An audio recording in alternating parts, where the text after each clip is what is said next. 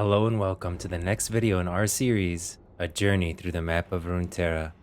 At this point we've gone through the jungles of Ixtal, over the deserts of Shurima, climbed to the peaks of Targon, set sail to the port city of Bilgewater, passed through the fog of the Shadow Isles, wandered over the enchanted land of Ionia, and reforged in the glory of Noxus.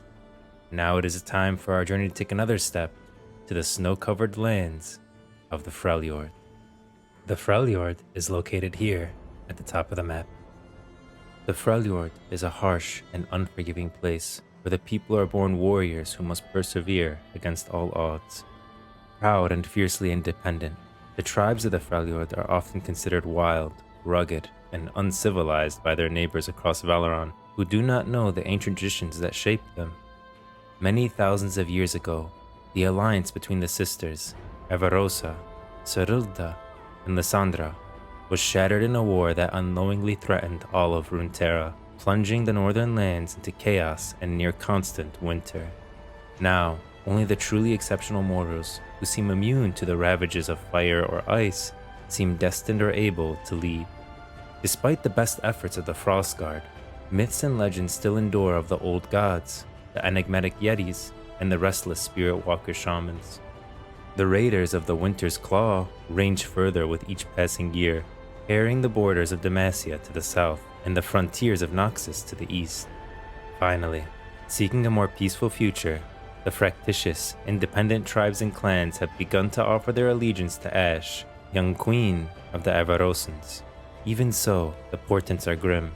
War is surely returning to the Freljord, and none can hope to escape it. Now we are going to look at the champions of the Freljord, those you might find should you journey there. Keep in mind this video is focused on the zone itself. We are only going to touch briefly on each one and we'll come back to them in future videos. Anivia, the Cryo Phoenix. Anivia is a benevolent winged spirit who endures endless cycles of life, death, and rebirth to protect the Freljord. A demigod born of unforgiving ice and bitter winds, she wields those elemental powers to thwart any who dare disturb her homeland. Anivia guides and protects the tribes of the harsh north, who revere her as a symbol of hope and a portent of great change. She fights with every ounce of her being, knowing that through her sacrifice, her memory will endure and she'll be reborn into a new tomorrow. Ashe, the Frost Archer.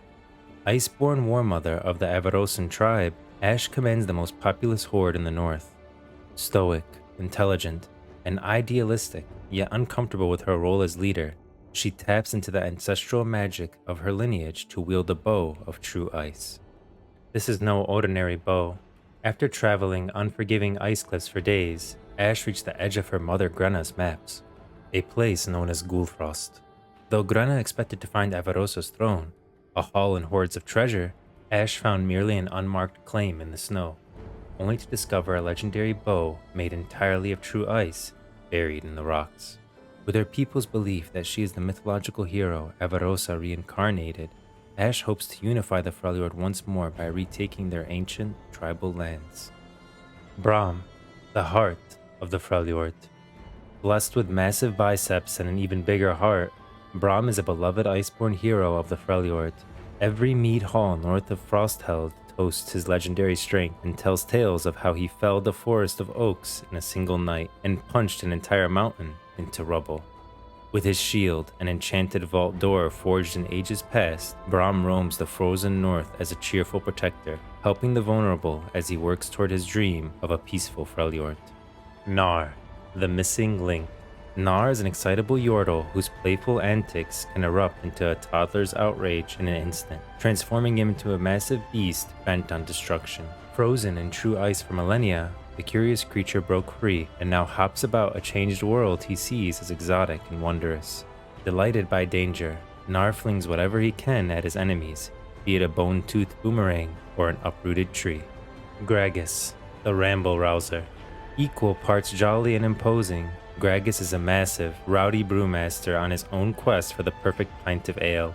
Hailing from parts unknown, he now searches for rare ingredients among the unblemished wastes of the Freljord, trying each recipe as he goes. Often intoxicated and extremely impulsive, he He is legendary for the brawls he starts, which often end in all-night parties and widespread property damage. Any appearance from Gragas must surely foreshadow drinking and destruction, in that order.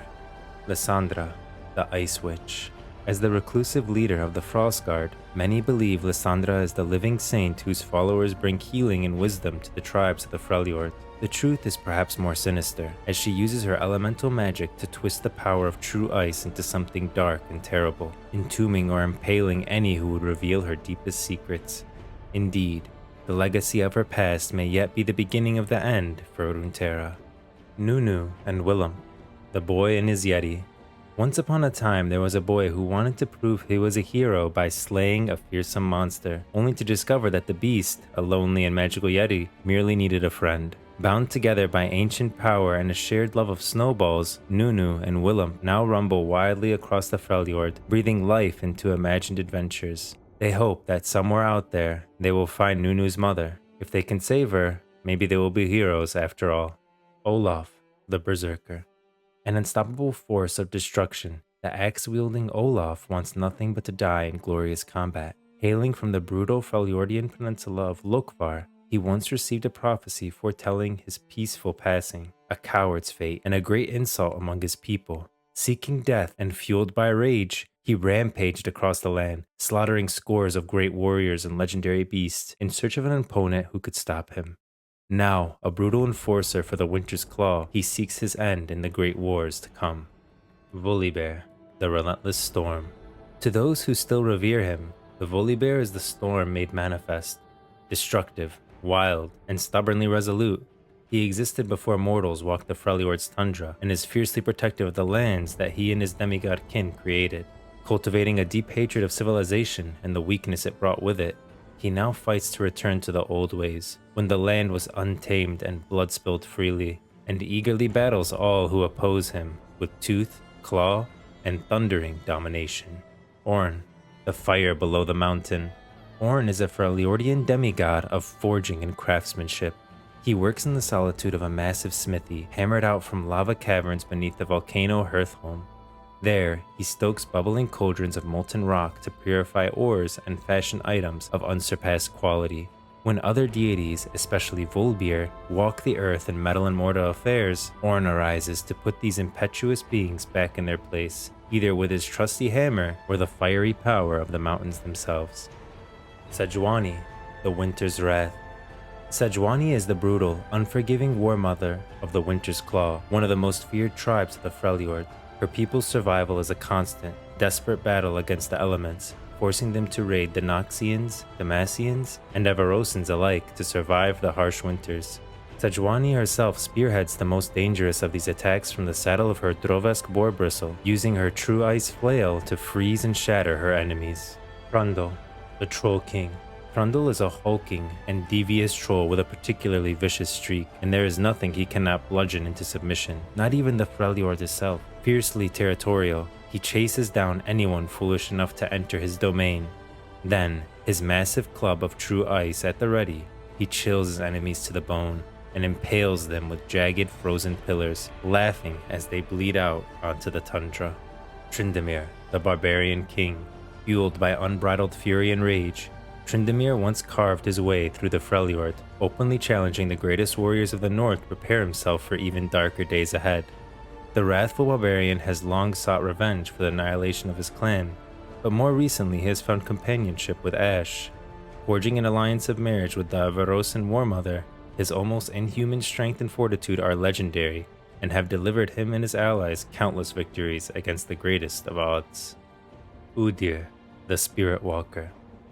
The most powerful spirit walker alive, Udir communes with the spirits of the Freljord, whether it be empathetically understanding their needs, or by channeling and transforming their ethereal energy into his own primal fighting style. He seeks balance within, so that his mind does not get lost amidst others, but he also seeks balance without. For the Freljord's mystical landscape can only thrive with the growth that comes from conflict and struggle, and Udir knows that sacrifices must be made to keep peaceful stagnance at bay.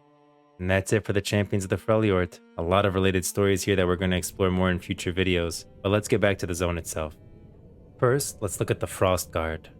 In the deepest halls of the Frostguard Citadel, Lissandra spends most of her waking hours in this grand, vaulted audience chamber. It is from here that she delivers her chilling sermons, hears the report of her priests, and passes judgment on the fate of heretics among the tribes they serve. This is the dominion of the Ice Witch. As the highest tier of the priesthood, answering only to the Ice Witch herself, Dreclorn are among the most zealous and learned of all Frostguard. Some of them rarely set foot outside the Citadel's walls, and they are no doubt privy to secrets that would never be entrusted to the lower ranks. At key points throughout the Howling Abyss, gigantic spiked barricades of stone and iron were set into the walls by the Frostguard many thousands of years ago. One day, when the Watchers reawaken, these meager defenses may buy some precious time for those above to prepare for the final battle. Warriors of the Keeper's Lodge diligently patrol the locations of some of the largest known Watchers, or at least those closest to the icy surface. This particular beast is known as the Pierceye, ever since it was skewered with titanic mortis stones dropped from the fortress high above.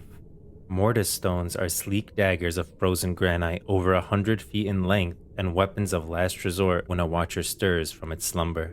The Frostguard have not needed to drop even a single stone in many centuries, but they stand ready to do so whenever the alarm is raised. The Frostguard Citadel is a city located in the northeastern part of the Freljord. It is home to the Frostguard. It is an ancient stronghold built to watch over the dark chasm of the Howling Abyss. The Howling Abyss serves as a gateway to the Frostguard Citadel. There are numerous bridges spanning the abyss, such as the Bridge of Sorrows, the Bridge of Shadow, and the Bridge of the Lost. At its lower ends, True Ice and its variants, Dark Ice, can be found.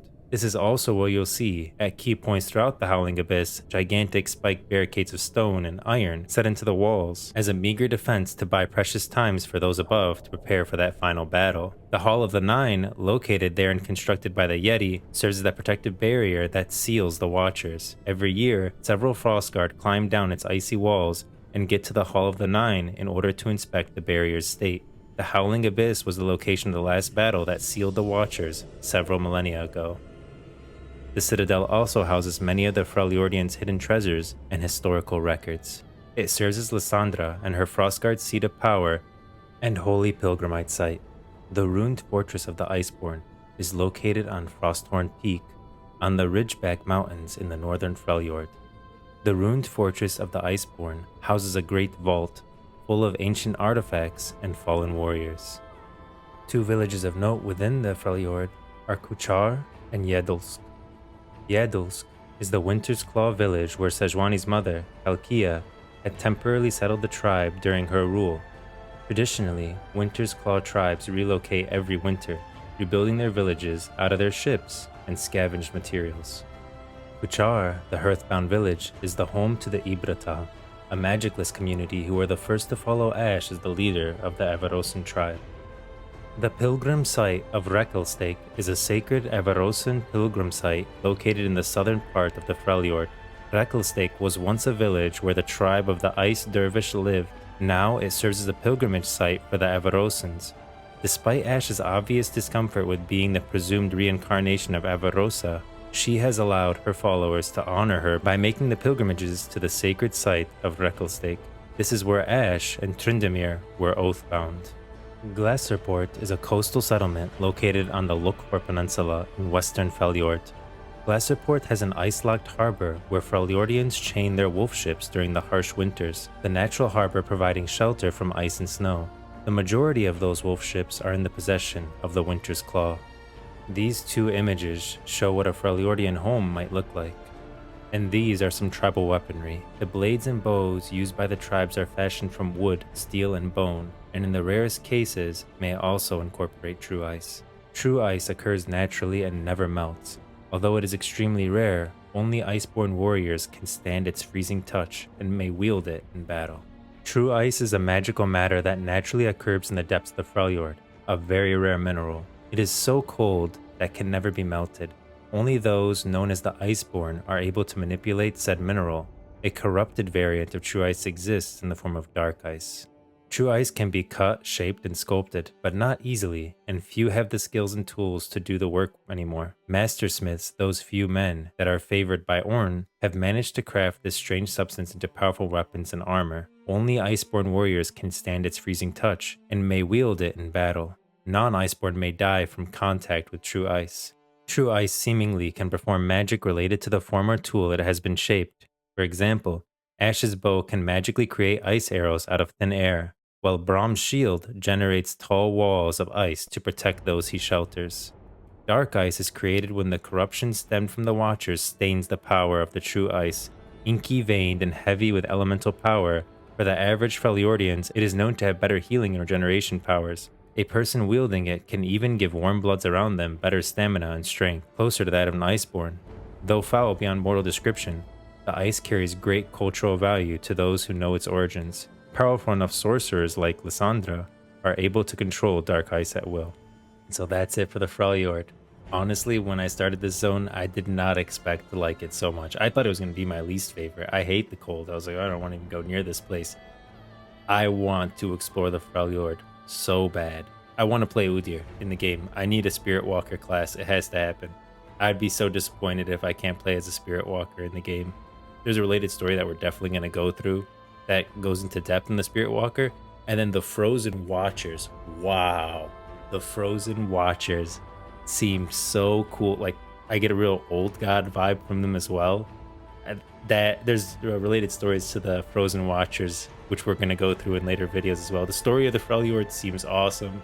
I can't wait to come back after we finish our exploring all of Runeterra series. I want to learn about each zone, right?